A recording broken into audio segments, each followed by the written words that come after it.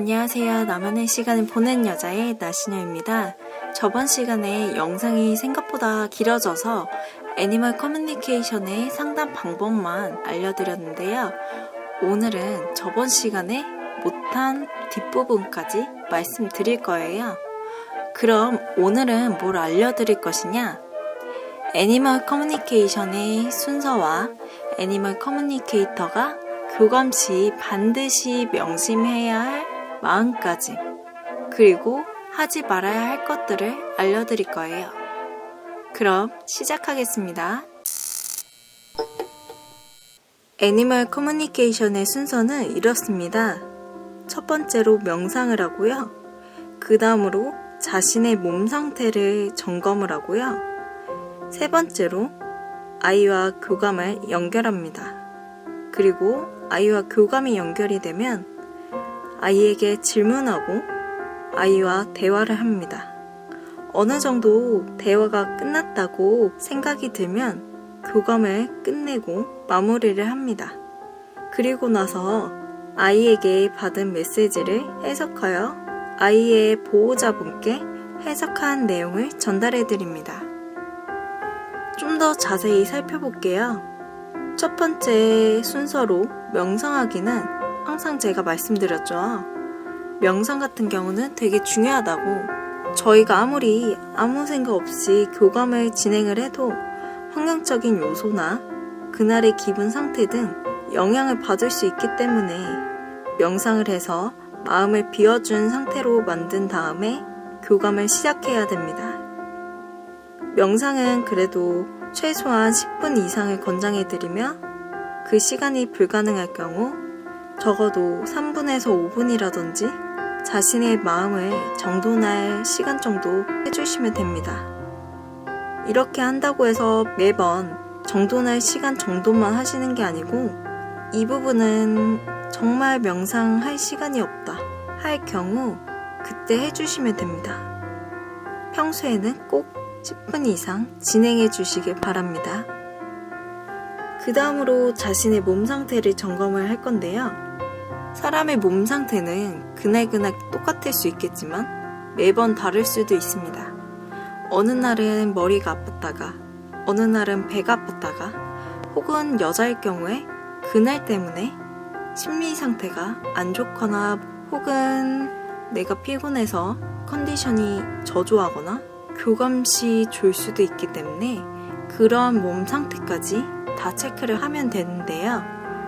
대략 시간은 한 1분 이내 정도 확인을 하면 되는데 저 같은 경우는 1분까지는 안 가고 30초 이내 정도면 확인이 됩니다. 보통 한 10초에서 20초 정도로 끝내요. 명상도 중요하지만 자신의 몸 상태 점검하기는 더 중요합니다. 내 자신이 몸 상태가 안 좋은데 그거를 아이가 아팠다고 착각하게 될 경우 보호자한테 잘못된 내용을 전달할 거고요. 그러면서 보호자분은 아이가 아프다는 생각에 불안한 심리 상태를 보이기도 하고 때로는 부정하기도 합니다. 아이가 아픈 부분을 잘못 전달해서 혹은 아프지도 않는데 아팠다고 잘못 전달할 경우 보호자는 아이의 이상이 없으니까 그때부터 애니멀 커뮤니케이터는 사기라는 그런 오해를 하기 쉽습니다. 상담했던 교감사와 신뢰가 떨어지는 행위로 발전됩니다. 그렇기 때문에 자신의 몸 상태는 반드시 점검을 하시고 교감을 시작해 주셔야 됩니다. 그 다음으로 교감을 연결할 건데요. 이 교감 연결은 교감사마다 연결하는 방식이 틀리며 느끼는 감각도 틀립니다. 이 연결하는 방법에 대해서는 추후 영상 때 자세히 알려드릴 거고요. 아이하고 연결이 됐다고 하면 이제 질문을 하거나 아이와 대화를 할 건데요. 처음에는 아이하고 인사를 해서 교감사가 낯선 사람이 아니라는 걸 알려주시고요. 그러면서 부드럽게 대화를 하면 되는데요. 그 대화하면서 아이의 보호자분께서 아이에 대한 궁금한 점을 아이에게 물어봅니다. 또한 물어보기 전에는 아이의 기분 상태를 체크한 다음에 질문을 해주시면 됩니다. 질문은 보통 보호자분께서 궁금한 사항을 전달해 주시는데 그 내용을 아이에게 그대로 전달하거나 혹은 아이가 알아듣기 쉽게 재해석을 해서 질문을 합니다. 그러면서 아이의 성격이라든지 목소리가 들리면 들으시면 되고요. 아이가 느끼는 거 모두 다 느끼시면 됩니다. 이게 사람마다 다른데 저 같은 경우는 질문을 3가지 정도 받지만 아이에게 질문하는 거는 되게 많습니다. 보호자분께서 전달해준 3가지 혹은 그 이상이 될 수 있겠지만 그 질문에 3배 정도 되는 양을 물어보고요. 그리고 보호자분께서 물어본 질문에 대해서 이 질문을 할 것 같다. 또 다른 질문을 할 것 같다. 이런 것도 유추해서 아이에게 연결하는 동안 물어보면 되고요. 아이와 어느 정도 대화를 하고 이 정도만 되겠다 했을 때 교감을 끊으시면 되는데 이것 또한 교감사마다 아이와 연결을 끊는 방법이 다 다르고요. 아이와 대화를 마무리하고 교감을 잘 끊었다고 하면 아이에게 받은 내용을 해석하고 이제 그 내용을 상담 방법에 따라 보호자분께 전달해 드리면 됩니다.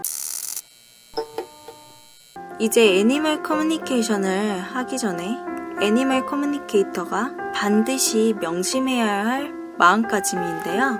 우선은 살아있는 모든 생명에 대한 사랑과 존중하는 마음이 있어야 합니다. 아이에게 사랑하는 마음이 없는데 교감을 진행한다면 아이의 입장으로서 아이의 마음을 볼 수 없고요. 그러면서 자세한 내용을 볼 수 없기 때문에 교감 시 문제가 됩니다. 그러니 반드시 살아있는 모든 생명에 대한 사랑과 존중하는 마음, 그 마음을 가져주시고요. 그 다음으로 타인과 동물들의 마음과 대화를 넓은 마음으로 귀 기울이고 수용하는 자세를 가져야 됩니다. 앞서 말씀드린 것 같이 살아있는 생명에 대한 사랑과 존중하는 마음이 없으면 대화를 넓은 마음으로 수용하는 자세가 나오진 않습니다. 그러면 아이에게 배려하는 마음이 없어지고 그러다 보면 아이에게 강제적으로 대답을 얻기도 하고 압박을 주기도 합니다. 어찌 보면 이 내용이 아이에 대해 편견을 갖지 말고 혹은 강아지면 강아지, 고양이면 고양이, 어떠한 동물이든 식물이든 편견을 갖지 않고 봐야 됩니다. 어떤 분은 그냥 동물이라서 감정이 없는 줄 알아요. 동물들도 아이마다 성격이라든지 생각 혹은 선호도가 다 다른데 넓게 보는 시각이 없는 부분들이 많아요. 예를 들자면 고양이는 생선을 좋아한다. 강아지는 뼈다귀를 좋아한다. 이렇게 한정적으로 생각을 합니다. 근데 강아지나 고양이 중에서도 어떤 애들은 고기를 싫어하는 애들도 있고 고기를 좋아하는 애들도 있고 생선을 좋아하는 애들도 있고 싫어하는 애들도 있고 심지어 채소만 먹는 애들도 있기 때문에 어떠한 마음도 편견도 갖지 않고 다양하게 봐야 됩니다. 그리고 아이가 어떠한 말을 하든 이런 것도 있구나 하고 그 아이의 마음을 수용해야 됩니다. 저희가 생각지 못한 내용도 말할 때도 있어요. 혹은 감정을 느끼게 할 수 있거든요. 그 다음에 어느 상황에서도 자신감을 가지셔야 됩니다. 보호자분이 교감사를 믿고 아이를 맡겨서 교감을 진행한 건데 그 교감사 자체가 힘이 없고 자신감이 없어 보이면 신뢰가 가지 않아요. 보호자분들은 아이의 마음을 어쩌면 다 알 수도 있겠지만 몰라서 교감사에게 맡겨주시기 때문에 교감사가 선생님처럼 느껴질 수도 있단 말이에요. 또한 보호자분들은 자신의 아이를 뭐든지 알 거라고 생각하기 때문에 반드시 자신 있는 자세로 보호자분을 맞이해야 되고 그 다음으로 부지런하게 꾸준히 시간 나는 대로 틈틈이 수련하는 열정과 의지를 가지셔야 됩니다. 명상도 꾸준히 수련하라고 말씀드렸잖아요. 교감도 똑같아요. 예를 들면 우리가 말하는 능력도 경험한 사람이 더 잘하고 아는 것이 많을수록 상대방에게 자신 있게 말할 수 있죠. 또한 열심히 수련하다 보면 경험 토대로 아이에 대한 지식이 많아지고 또한 아이를 대처할 수 있는 대처 능력이 생깁니다. 그러면서 교감에 대한 감각이 처음 수련생일 때와 달리 많이 길러지고요. 그리고 교감을 열심히 수련할 경우 교감도 처음엔 안 됐을 때와 달리 어느 순간부터 교감이 잘 되기 시작합니다. 쉽게 연결이 되고요. 근데 이것 또한 열정과 의지가 있어야지만 가능한 부분이고요. 틈틈이 시간 나는 대로 수련을 자주 해주십시오. 그렇다고 너무 무리해서는 안 되고 시간 나는 대로 무리되지 않는 선에서 열심히 해주시면 됩니다. 그 다음에 교감에 대한 믿음이 있어야 되는데요. 앞서 말씀드린 내용들도 중요하지만 무엇보다 애니멀 커뮤니케이터는 교감에 대한 믿음이 있어야지 교감사로서 일을 진행할 수 있는데 교감 자체를 믿지 않는데 과연 교감을 할 수 있을 거라고 생각이 드시나요? 교감이란 건 반드시 가능하다. 이러한 믿음을 가지고 교감을 진행해 주시면 됩니다. 마지막으로 애니멀 커뮤니케이션을 하면서 절대 하지 말아야 할 것인데요. 욕심과 과욕을 절대 하지 말아야 됩니다. 과유불급이라고 하죠. 너무 욕심을 갖고 하게 될 경우 탈이 생기기 마련인데요. 예를 들면 이거는 사람마다 다른데 너무 욕심을 부려서 교감을 지나치게 받을 경우 갑자기 교감이 되지 않는 상태가 되거나 혹은 슬럼프가 빠진다든가 아니면 심한 상태가 될 경우 교감만 하려고 하면 혹은 교감이란 글자만 봐도 어지럽거나 속이 울렁거리는 그런 상태가 될 수도 있습니다. 또한 아이에게 질문에 대한 대답을 꼭 받겠다고 좀 더 욕심을 부려서 아이에게 무리하게 물어볼 경우 아이가 더 이상 대답을 하지 않다든가 더 이상 묻지 마 라고 얘기한다든가 혹은 아이가 더 이상 내용을 보여주지 않으려고 교감을 끊기도 합니다. 그러면 더 이상 교감을 진행할 수 없기 때문에 교감을 무리해서 해서도 안 되고 반드시 아이에게 질문 내용을 받겠다 하면서 욕심을 부리면서 교감을 하면 안 됩니다. 그 다음으로 부정적인 마음을 가지시면 안 되는데요. 저희는 긍정적인 마음으로 아이를 바라봐야 되고 교감도 부정적인 마음으로 보면 교감을 제대로 수행할 수 없습니다. 이런 생각을 가지고 있으면 아이가 어떠한 긍정적인 내용을 얘기하더라도 다 부정적인 얘기로 해석을 할 수 있고 교감사 본인 자체가 부정적인 마음이 있는데 보호자분들한테 좋은 내용만 들려줄까요? 제가 볼 때는 걱정스러운 마음이나 불안감을 조성할 것 같습니다. 그렇기 때문에 부정적인 마음이 아닌 꼭 긍정적인 마음으로 교감을 진행해 주셔야 됩니다. 그 다음에 남과 비교하는 행위를 절대 하시면 안 되는데요. 교감사도 혹은 아이에게도 보호자분들에게 다 적용이 돼서는 안 됩니다. 그 다음으로 슬럼프나 좌절하는 행위를 하시면 안 돼요. 교감을 수련을 아무리 열심히 했다고 해서 교감사도 어떠한 날은 잘 안 되고 어떠한 날은 되게 잘 되고 몸 상태나 컨디션에 따라 교감이 잘 될 수도 있고 안 될 수도 있는데 혹은 어떤 날은 교감이 잘 됐다고 해서 못 맞출 수도 있어요. 근데 그것 때문에 나는 교감이 되질 않는 사람이구나. 나는 되게 못 맞추구나. 이러면서 좌절에 빠지기 쉽습니다. 교감사도 사람인지라 틀릴 수도 있어요. 그 상태가 빠지게 되면 이 교감일 자체를 그만둘 수도 있고 수련을 안 할 수 있기 때문에 반드시 슬럼프나 좌절하는 행위는 하시면 안 됩니다. 그 다음으로 강요하는 행위를 절대 하시면 안 돼요. 교감사는 넓은 마음으로 아이를 보고 보호자분을 상대를 해드려야 되는데 강제적인 마음으로 대한다면 상대방은 교감사에 대한 반감을 살 수 있어요.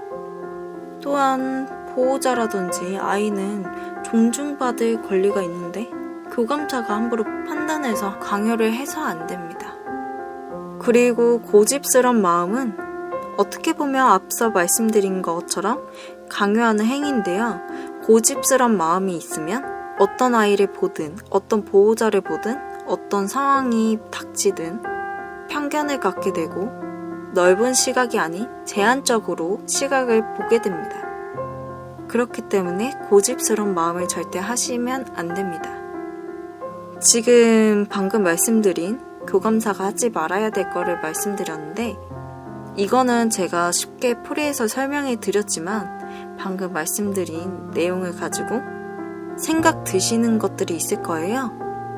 말 그대로 좋은 부분은 해야 될 거고 편견을 가질 만한 사항이거나 고집을 가질 만한 행위, 부정적인 행위가 보이는 것들, 그런 거를 하지 말라고 요약해서 말씀을 드린 겁니다. 오늘도 영상이 좀 지루하셨을 텐데요. 그래도 교감을 하기 위해선 반드시 알고 가셔야 될 이론이시고 좀 지겨운 시간이겠지만 조금만 참아주세요. 오늘의 영상은 여기까지고요. 영상이 유익하시고 좋으셨다면 구독과 좋아요 눌러주시고 알림 설정까지 해주세요. 그럼 다음 시간에 뵐게요. 안녕.